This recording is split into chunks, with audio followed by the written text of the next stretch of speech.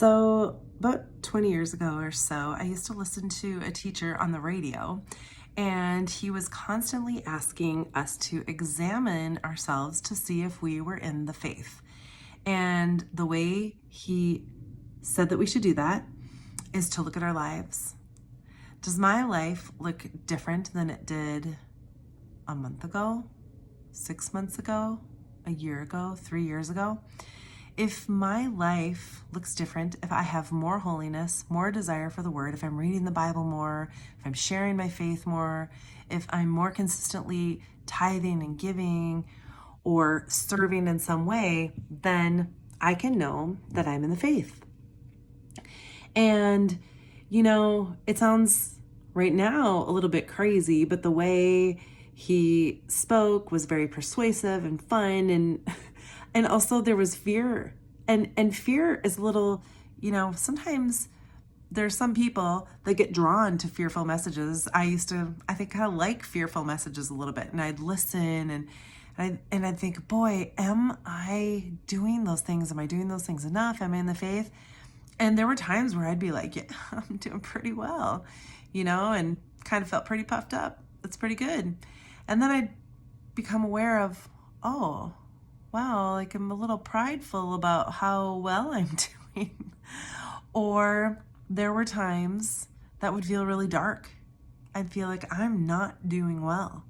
I am not checking off those lists in a way that would show that if I were examining myself, I'd be in the faith. What does this mean? What does that mean about me? Well, I know that I believe the gospel.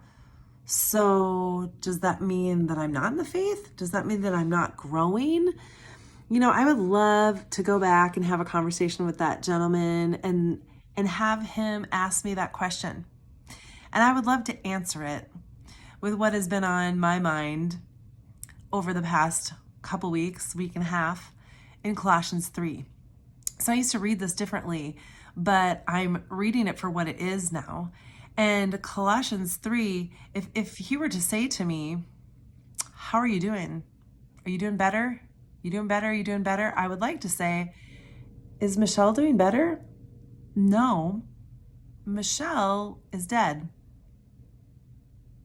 Because Colossians 3 verse 3 says, for ye are dead, and your life is hid with Christ in God. So there isn't Michelle anymore. And that's not what God sees. My affections are on things above, not on things of this earth. So I'm not looking at myself. I'm not looking at myself to see if I'm better, if I'm cleaner at my flesh. Romans tells us that our flesh is still a slave to sin. So as a believer in Christ, we set our affections on things above, not on things of the earth. What are things of the earth? Colossians 3 goes on to talk about that and about mortifying your members which are upon the earth. And there's just a whole list of things that really bring upon God's wrath to the disobedient, to the children of disobedience. Who are the children of disobedience?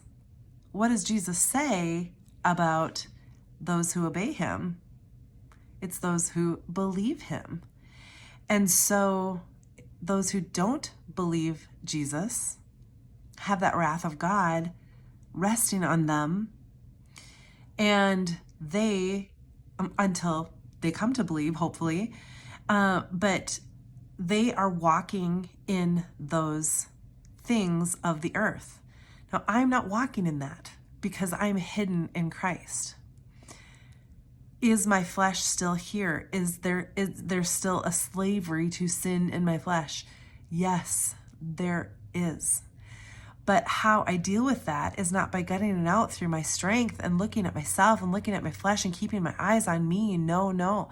I agree with God as to what he has done with my flesh. He's crucified it so that what's living here right now, I'm crucified with him. So it's not me. I'm still here, but it's Christ living in me.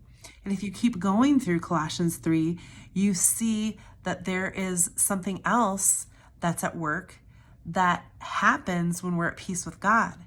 And there's a whole opposite list of things that are not there for us to strive toward, but for us to acknowledge that that is who he is and who now I am, because I'm not any longer, I'm in him. So I would love to be able to go back to that radio host and just have a conversation and say, hey, look, buddy, no, I'm not getting any better, and neither are you. Let's be honest. There is just a reality and an authenticity that if all of us really were examining ourselves, we would see that we are not able to keep the law. And that's not the purpose of the law. The law is a schoolmaster to show us our need. And so what we need to do for the Christian life is not sit and worry and bite our nails and wonder if we're reading the Bible enough, wonder if we are sharing our faith enough, wonder if we're going to church enough or giving enough, but we set our minds and our affections on things that are above. It even says in, I think it's verse 10 of Colossians 3, that we put on the new man, which is renewed in knowledge after the image of him. So again, we're renewing our mind in the knowledge of Jesus. And that's what walking in him is.